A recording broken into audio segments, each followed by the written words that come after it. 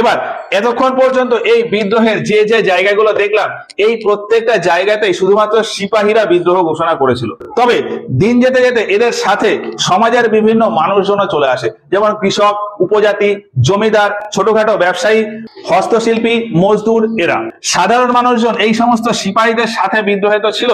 তাছাড়াও নিজেরা নিজেদের এলাকায় বিভিন্ন জায়গায় নিজেদের মতো করে বিদ্রোহের ঘোষণা করে এবং ওই বিদ্রোহের ঘোষণা করে বিভিন্ন যে সমস্ত সরকারি শিক্ষা প্রতিষ্ঠান, অফিস, কোর্ট, পুলিশ স্টেশন বা অন্যান্য যে সমস্ত সরকারি ইনস্টিটিউশন রয়েছে, মানে ইংরেজদের চালিত যে সমস্ত ঘরবাড়ি বা অফিস বা যে কোনো ইনস্টিটিউশন রয়েছে, সেই সমস্ত জিনিসের উপর সাধারণ মানুষজন আক্রমণ করে এবং সেগুলিকে নষ্ট করে দেয়। আর ইংরেজরা বিভিন্ন জায়গাতে এই বিদ্রোহ থামিয়ে দেয়। আর এই বিদ্রোহ থামাতে গিয়ে সব থেকে বেশি ভুক্তভোগী হয় এই সমস্ত সাধারণ মানুষজনই। একটা রিপোর্টে বলা হয় যে 1857 খ্রিস্টাব্দের বিদ্রোহ যখন পুরোপুরি থামিয়ে দেওয়া হয়, তখন এই ভারতের এইটুকু এরিয়াতে প্রায় 1.5 লক্ষ মতো মানুষ মারা যায়। আর এই 2 লক্ষের মতো প্রায় 1 লক্ষ মানুষ ছিল সিভিলিয়ান, মানে সাধারণ মানুষ, আর বাকি 50,000 মতো ছিল মিলিটারির লোকজন। সাধারণ মানুষজন, ভারতের সাধারণ মানুষজন ভারতের বিভিন্ন এরিয়াতে বিদ্রোহ ঘোষণা করে।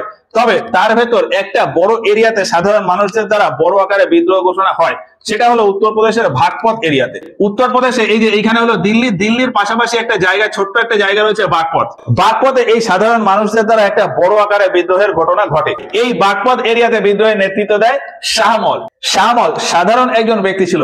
তিনি রাতের বেলায় ঘুরে ঘুরে সাধারণ মানুষজনকে ইংরেজদের বিভিন্ন কর্মকাণ্ডের কথা বলতেন এবং তাদের ভেতরে একটা বিদ্রোহের মনোভাব তৈরি করতেন। রাত্রে রাত্রে ঘুরে শাহমল মানুষের ভেতরে এমনই পরিবর্তন করে ফেলেন যে প্রায় 84টা গ্রামের লোকজন শাহমলের সাথে জুড়ে যায় বিদ্রোহের জন্য এবং সেখানকার যে সমস্ত গ্রাম প্রধান, জমিদার, তারাও চলে আসে শাহমলের সাথে এবং ফাইনালি গিয়ে শাহমলের নেতৃত্বে এই বাগপতের ভেতর যত সরকারি অফিস বা ইনস্টিটিউশন ছিল সমস্ত কিছু দখল হয়ে যায়, সমস্ত কিছুর উপর আক্রমণ হয় এবং ফাইনালি সেগুলো দখল করে নেওয়া হয়। শাহমলের আন্ডারে যে সমস্ত লোকজন ছিল তাদের দ্বারা নদীর উপর বিভিন্ন ব্রিজ সেগুলিকে ভেঙে দেওয়া হয়, রাস্তা নষ্ট করে দেওয়া হয়। এখন বিদ্রোহ জানানোর জন্য এই ব্রিজ নষ্ট করে দেওয়া বা রাস্তা নষ্ট করে দেওয়ার মানে কি? ব্রিজ যদি নষ্ট করে দিই, ব্রিজ নরমালি কোথায়? নদীর উপরে। আর নদীর উপরে ব্রিজ নষ্ট করে দিলে ইংরেজ সেনাবাহিনী নদীর এক পার থেকে অন্য পারে কিন্তু যাতায়াত করতে পারবে না, ফলে তাদেরকে ঘিরে তাদেরকে মেরে দেওয়া যাবে।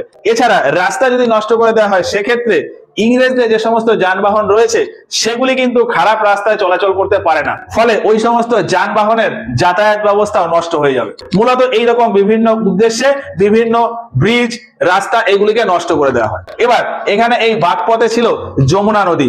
যমুনা নদীর পাশেই হচ্ছে এই বাগপত শহরটা এবং এই শহরে ওই যমুনা নদীর পাশে ইংরেজদের ইরিগেশন বা জলসেচ ডিপার্টমেন্টের একটা অফিস ছিল। শাহমল ওই অফিস দখল করে নেয় এবং শাহমল ওই অফিসটাকে বিদ্রোহের মেইন সেন্টার বানিয়ে ফেলে।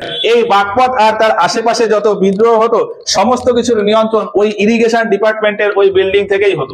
ধীরে ধীরে মানুষজন এই বিল্ডিং বা এই অফিসটাকে বলতেন যে হল অফ জাস্টিস। তবে এইরকম চলতে চলতে ইংরেজ একজন অফিসার আসেন, ডানলপ।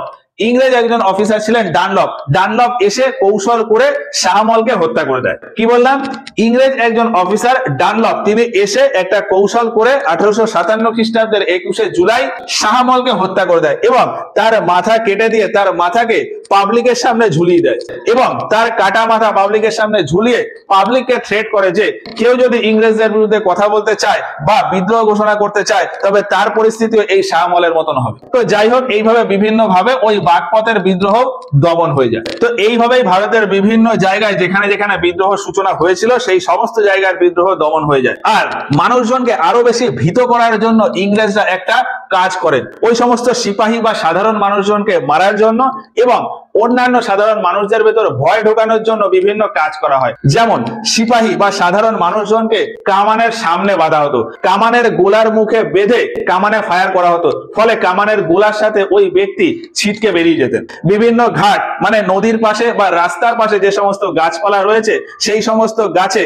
সিপাহী ও সাধারণ মানুষদের ফাঁসি দেওয়া হতো এবং ফাঁসি দিয়ে ওপেন সবসময় রেখে দেওয়া হতো, যাতে মানুষজন যখন যাবে তখন দেখে বুঝতে পারে যে ইংরেজদের বিরুদ্ধে বিদ্রোহ করতে চাইলে বা তাদের বিরুদ্ধে কথা বলতে চাইলে আমাদেরও এইরকম অবস্থা হতে পারে। তো যাই হোক, বিভিন্ন ঘটনার পর ফাইনালি এই বিদ্রোহ শান্ত হয়ে যায়, অর্থাৎ থেমে যায় এবং ইংল্যান্ড থেকে একটা চিঠি পাঠানো হয় এবং ওই চিঠির মাধ্যমে এই বিদ্রোহের পুরোপুরি সমাপ্তি করা হয় এবং ওই চিঠিটা পড়া হয় এলাহাবাদে এবং ওই চিঠিটা পাঠিয়েছিল ইংল্যান্ডের রানী। 1859 খ্রিস্টাব্দে এলাহাবাদে দাঁড়িয়ে ইংল্যান্ডের ওই রানীর চিঠিটা পড়া হয়, যেটাকে বলা হয় কুইন্স প্রোক্লামেশন। আর এই চিঠি অনুযায়ী অর্থাৎ এই আদেশ অনুযায়ী ভারতে কোম্পানির শাসনকে শেষ করে দেওয়া হয় এবং এই চিঠিতে আরো বিভিন্ন প্রভিশন ছিল, সেগুলো আমরা পরে গিয়ে আলোচনা করব।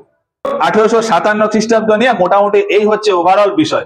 আশা করি এই পুরো ব্যাপারটা তোমরা বুঝতে পেরেছো। ভিডিওটা ভালো লাগলে একটা লাইক করো। এই ভিডিও সম্পর্কে তোমাদের মতামত আমাদেরকে কমেন্ট বক্সে জানিও।